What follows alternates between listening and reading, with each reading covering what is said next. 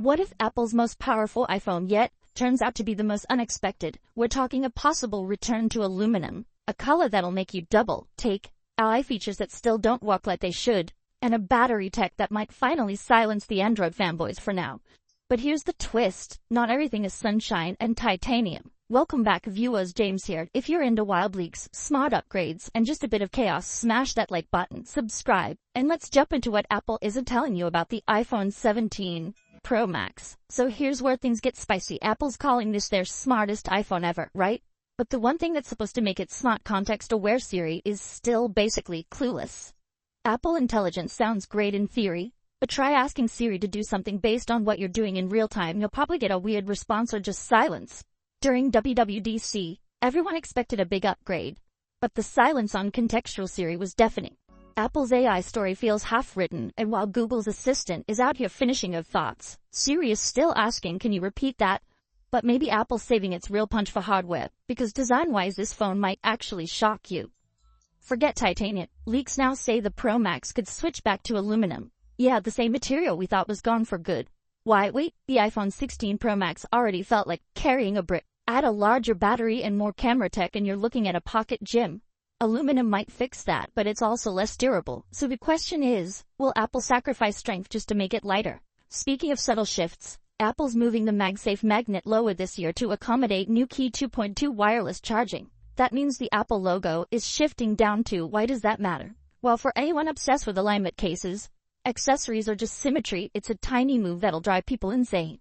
But more importantly, this new key standard means you can finally get 25W wireless charging even with third-party chargers. No more being locked into Apple's overpriced MagSafe. That's a win. Now let's talk colors. Forget boring titanium gray. There's a gold orange shade rumored to launch with the Pro Max, and it's giving serious Lamborghini energy. It's not the soft bronze from last year.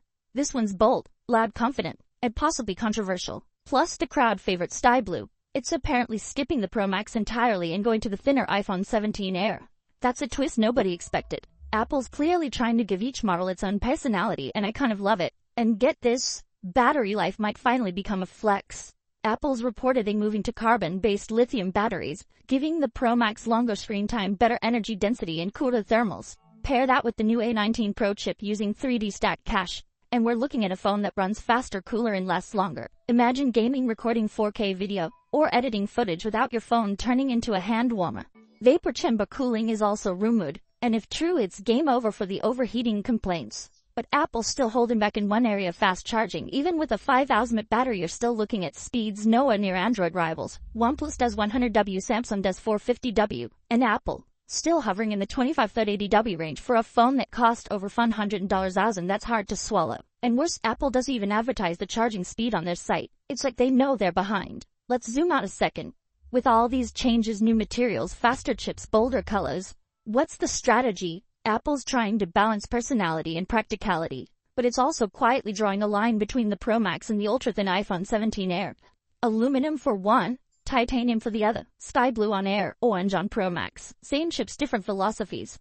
Apple wants your decision to feel like choosing a lifestyle, not just a spec sheet. Oh, and before we go further, big news, I'm giving away a maxed-out iPad Pro for 1TB with cellular. Just drop a comment telling me which Apple product you're most hyped for in 2025. Hit subscribe and keep notifications on. More details soon, and stay alert for scammers. I'll never DM you asking for info if someone does. Report and block. Back to the Pro Max. RAM is finally catching up. This year we're getting 12GB of memory on both Pro models, meaning smoother gaming, better multitasking, and no more app reloads when switching between Lightroom and Safari. Combine that with Apple's optimization, and the Pro Max might feel faster than Android phones that technically have more RAM. And now, the big one, release dates and pricing. If the leaks hold up, Apple's event is likely happening the week of September 8, with pre-orders going live a few days later and the phones hitting shelves around September 19. Pricing. The Pro Max starts off at 199, and that's for 256GB. The 128GB tier gone. So yes, it's expensive, but you're also getting more out of the box. So is the iPhone 17 Pro Max worth it? Honestly, this might be the most feature-packed iPhone ever, but it's also the most layered. Some choices are brilliant, others a bit questionable. And Apple knows it. They're giving us power, style, and battery, but still holding back on fast charging and truly smart AI. The question is, will users notice what's missing, or just fall in love with what's new? Let me know your thoughts below. What's the one feature you think Apple must nail this year? And if you made it this far, you already know what to do. Hit that like button, subscribe for more leaks, deep dives, and Apple drama, and I'll see you in the next one.